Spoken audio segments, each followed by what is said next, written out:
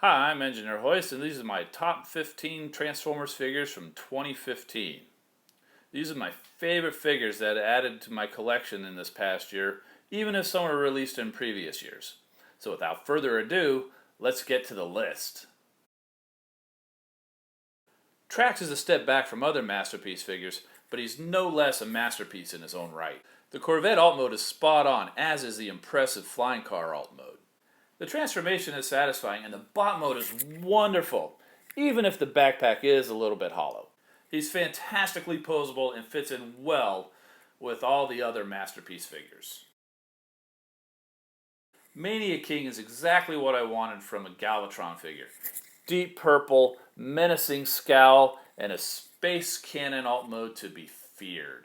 Sure, he has gorilla arms due to a lack of a wrist swivel, but that definitely does not detract from his imposing stature as the Decepticon's ruthless and strong, if completely insane, leader. This ancient Autobot sage is a wonderful addition to my collection. He's a very accurate representation of the Alpha Trion from the G1 cartoon series. Even though he's never been shown to have an alt mode, this figure gives him one in a very nice looking space cruiser. After all, what would a Transformer be without an alt mode? Nothing more than an action figure. I was holding out on this guy partially due to the price and partially due to the hope that Combiner Wars would eventually give us a Computron. All I knew, though, is I had to have a Computron in my collection since he was the one combiner that I actually was able to complete as a kid. Once it became clear that Combiner Wars wasn't going to be giving us a Computron, and helped by a dramatic price drop on Black Friday, I pulled the trigger on Quantron, and he's everything I wanted him to be. Solid, faithful to G1, and fun. Even the individual bots are amazing in their own right. When we first saw pictures of Combiner Wars Ultra Magnus at the New York City Toy Fair, I couldn't wait to get my hands on it. A perfect representation of the Ultra Magnus from the IDW comics, complete with Minimus Ambus, this figure did not disappoint. The weapons are a little wonky, especially the forced hammer, which is formed by combining the guns with the shoulder missiles. Even so, that doesn't detract from what is overall one of the best leader class figures in a while.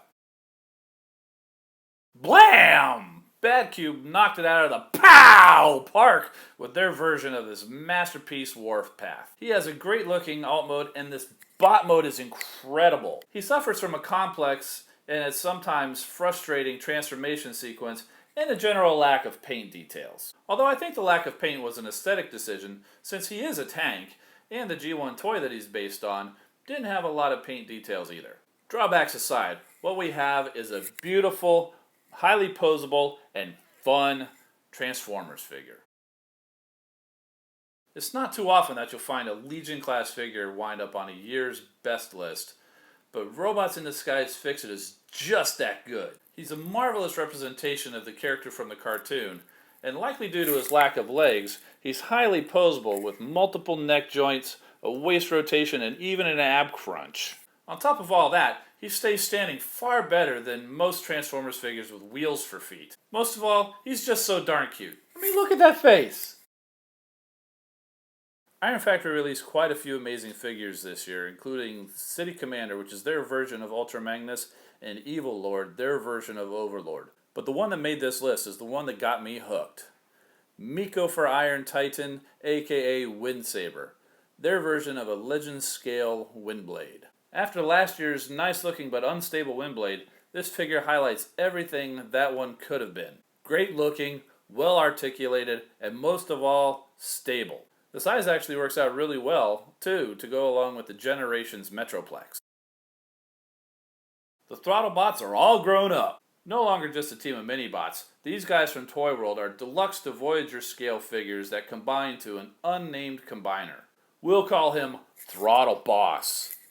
I love the creativity and out-of-the-box thinking of Toy World to throw this previously uncombining team together to form a new, unique combining robot. Sure, there are a lot of parts that have nowhere to store when not in combine mode, but that helps to make for a beefy, stable, and great-looking combiner. Rearend, aka Tailgate, was a late addition to my collection as he arrived just after Christmas. I was already starting to put this list together, but I just knew he'd end up on it. He is the perfect representation of the more than meets the eye tailgate from the comics. I expected no less since Maketoys accomplished the same thing with their Trash Talk, aka Swerve, last year. On top of his great looks, excellent posability, and overall cuteness, he comes with some great accessories like an alternate head with his panic eyes expression, and an upgrade kit for the Reveal the Shield Cyclonus to make him more than meets the eye accurate. Fall of Cybertron was the pinnacle of Transformers video games. Amazingly, there is even a dedicated line of official figures in the Generations line just for representations from that game, to go along with a few designs that got released to go along with the previous War for Cybertron game. The problem with that line was a glaring lack of Dinobots. Other than Grimlock, they were nowhere to be found. Enter Planet X. This year, they managed to release the other 4 Dinobots as well as a new version of Grimlock. All perfect representations of their Fall of Cybertron counterparts. As of the making of this list, I haven't yet received their version of Grimlock, named Vulcan, so I'm giving this spot to Quirinus, their version of Slag, although this could have easily gone to any of the other 3 as well. Wreck and Rule! What record shelf will be complete without Impactor?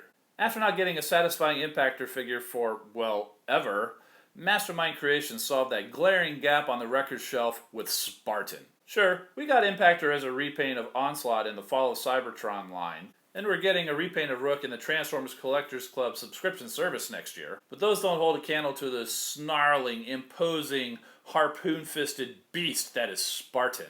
Outstanding posability, solid construction, and perfect looks make Spartan easily one of the best figures of the year. The mold was even retooled into a just as impressive Turmoil with their Comatose figure. The flagship figure of the Combiner Wars line, Devastator, towers over all the other combiners and nearly every other figure ever made by Hasbro or Takara.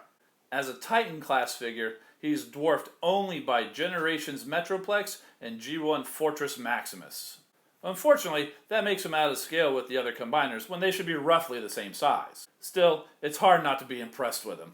The individual figures left a lot to be desired as a trade-off for such an amazing combine mode, but let's be honest, he's going to be displayed as Devastator 99% of the time. Masterpiece Ultra Magnus was the first figure I received this year, and it was hard to find a better figure. He captures the G1 Ultra Magnus look perfectly in both modes and has a very satisfying and not overly complex transformation. It would have been nice to have the cab be a white version of the Masterpiece Optimus Prime for yet another throwback to the G1 toy, but I think that would have made the overall bot mode suffer. Even so, when in alt mode, one is hard-pressed to tell the difference between the cabs of Ultra Magnus and Optimus Prime. One drawback is that his posability is limited, and that kept him out of the top spot of this list. The Thunderclash Reprolabels set was so good, it made me get a figure I wasn't even planning on getting, just so I could get those stickers. Brilliant. Just like we finally got a proper official version of G1 RC last year, this year the same mold is used to give us a proper official version of Nightbird. Beautiful. The Decepticon Justice Division was well represented this year with versions of Voss, Cynicus, and Kaon, Anarchus. I can't wait for Tarn. I love this figure. Gundog is Maketoys' version of a Masterpiece Hound, and it truly is a masterpiece. I've always been a big fan of Hound, and I think he's why I like Jeeps so much. This figure is a mind-blowing representation of Hound in both bot mode and alt mode, and the transformation is fun and unique. The way that the arms unfold is simply fantastic. He's also a very heavy and solid figure with die-cast parts in all the right places. Throw in some rubber tires and perfect representations of his weapons, and Gundog is without a doubt my top figure of the year.